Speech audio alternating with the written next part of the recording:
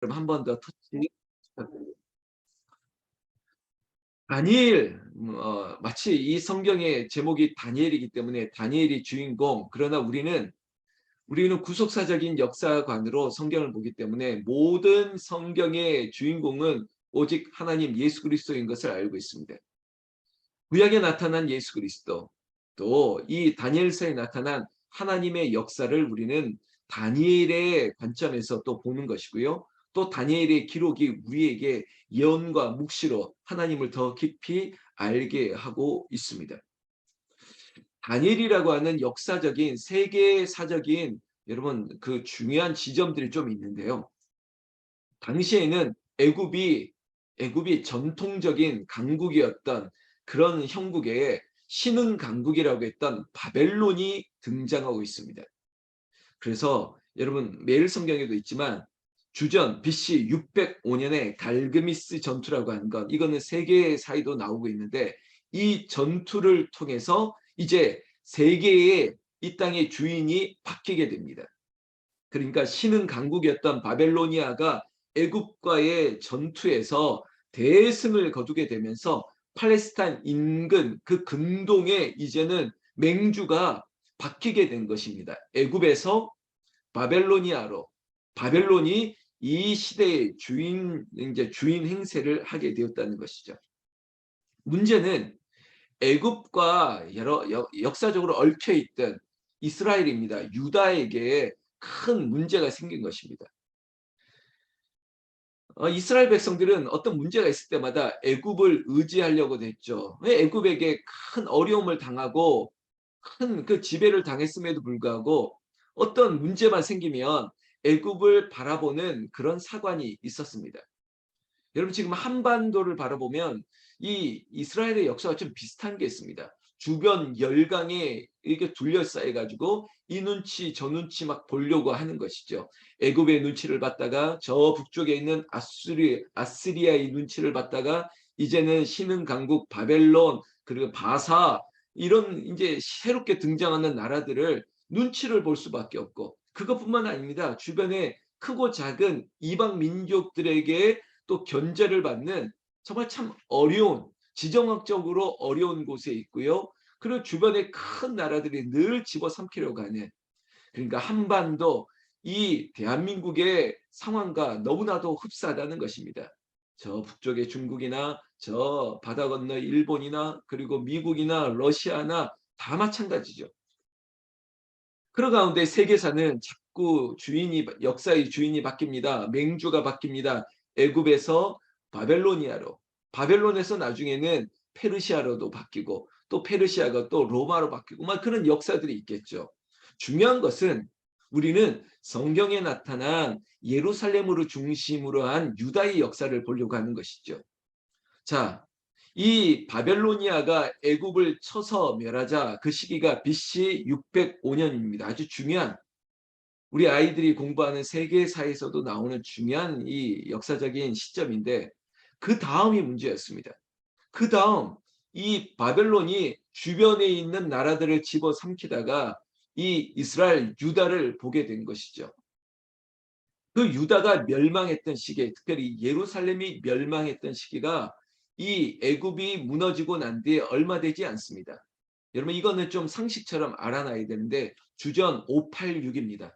BC 586년에 비로소 유다, 이스라엘, 예루살렘이 바벨론에게 침공을 당하고 완전히 무너지게 되었습니다. 제가 뭐 설민석은 아니지만 그렇게 되었습니다. 그래서 예루살렘이 무너지고 이제는 바벨론이 예루살렘을 중심으로 했던 모든 나라를 집어삼키고 어떻게 했겠습니까? 이 결국은 문화 찬탈을 하게 되고 그리고 역사적인 정체성을 지우려고 하는 작업들을 시작하는 것이죠. 이거는 다른 역사에도 마찬가지입니다. 여러분 우리 조선의 역사도 마찬가지 아니겠습니까? 일본의 침략을 당했을 때 일제강점기에 어떤 일이 일어났습니까? 문화를 모두 다 지우려고 했습니다. 우리의 역사의 정체성을 지우려고 했습니다. 역사의 정기를 지우려고 저 산에다가 큰 대못을 받기도 하고 뭐 여러분 수도 없이 많은 일들이 있었습니다. 일본만 그런 게 아니라 뭐 중국도 병자호란 뒤에도 그랬고요. 계속 그래 왔습니다.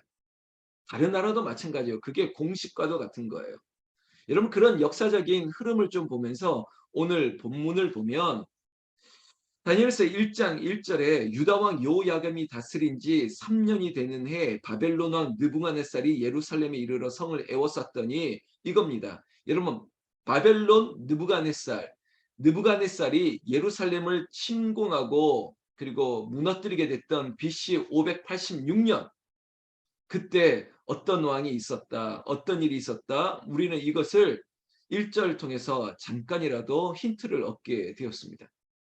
자, 우리는 그런 세계사적인 역사보다도 중요한 것은 하나님께서 이 역사 가운데 어떤 일을 하시냐라는 것입니다. 여러분 제가 이런 표현을 합니다. 구속사적인 역사관이라고요. 우리가 역사를 바라볼 때 하나님께서 하셨다. 하나님께서 이 역사의 주인공이라는 걸 아셔야 됩니다. 그래서 역사라고 하는 영어 history라고 하는 것을 저는 그렇게 봅니다. 하나님의 역사, 그의 역사예요. 오직 주님의 역사로 보는 것이에요. 우리가 이해할 수 없는 사건들도 하나님께서 하셨다라고 봐야 돼요. 그분의 이야기예요. 우리의 역사도 아니 나에게 왜 이 시기에 이런 일이 일어나지? 왜 이 시기에 이런 일이 일어나지? 제가 그랬어요. 아니 왜 우리 엄마는 60이 갓 넘어서 돌아가셨지? 우리 아버지는 왜 이때 돌아가셨지? 왜 나는 이렇게 남겨졌지? 나는 왜 이 시기에 이 교회로 왔지? 나는 여전히 이 시기에 왜 이 교회에 남아있지? 뭐 이런 모든 시점 하나를 툭툭툭 끊더라도 이 모든 것들이 하나님의 역사 가운데 있다라고 믿는 것입니다. 그래서 이해할 수 없는 일들, 여러분 특별히 유대인들의 역사 가운데 이런 일도 우리가 왜 예루살렘이 침공당하고 하나님의 도성은 절대 무너지지 않는다고 생각했는데 왜 하나님의 영원한 도성 예루살렘도 무너질 수밖에 없었을까? 이것도 우리는 이해할 수 없는 역사죠. 그러면 우리 조선의 역사도 마찬가지입니다. 왜 우리는 이런 임진왜란을 통해서 병자호란을 통해서 아니면 일제강점기를 통해서 왜 이런 일을 당하고 있지? 더 짧게는 아니 왜 우리나라는 아니 왜 이 시대에 이런 사건이 터졌지? 이것도 우리는 참 이해하기 힘듭니다. 이 모든 것들을 하나님의 역사로 맡겨낼 수 있는 힘이 있어야 됩니다. 그런 의미에서도 오늘 이 BC 586년에 예루살렘이 무너지고 그리고 바벨론이 이 예루살렘을 침공하고 약탈을 하는 이 이야기를 우리가 바라보면서 우리가 이해할 수 있고 우리의 마음을 조금 위로할 수 있는 것은 이 또한 하나님의 구속사적인 역사의 일부분이라는 것입니다. 마치 누가 그래요. 프로야구나 이런 야구를 보면 이것 또한 경기의 일부분이라고 이런 표현을 해설자가 하는 걸 제가 듣거든요. 이것 또한 경기의 일부분이라고 오심도 경기의 일부분이라고 뭐 이런 표현도 하는데 우리 인생 가운데 우리 역사 가운데 이 또한 하나님의 역사 가운데 있다라고 보고 하나님 왜 이런 일을 이렇게 우리가 따져 물을 수도 없는 것이 어찌 하나님의 일을 지금 이루어지는 것 때문에 어찌 앞으로 되어질 일들을 알겠습니까? 우리는 모른다는 거예요.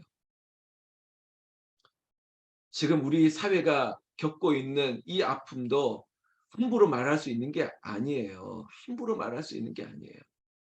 여러분 입이 근질근질하고 그래 이런 말을 하고 싶을 그런 충동이 있어도 함부로 말하면 안 되는 거예요. 그저 우리는 슬퍼하고 애통하면서 함께 울고 함께 울어줄 수 있고 그 슬픔 가운데 그 자리를 지켜내고 그들을 위로할 수 있는 정말 주님의 마음으로 애통하면서 불쌍히 여기면서 그들을 품어주는 것만이 중요하지.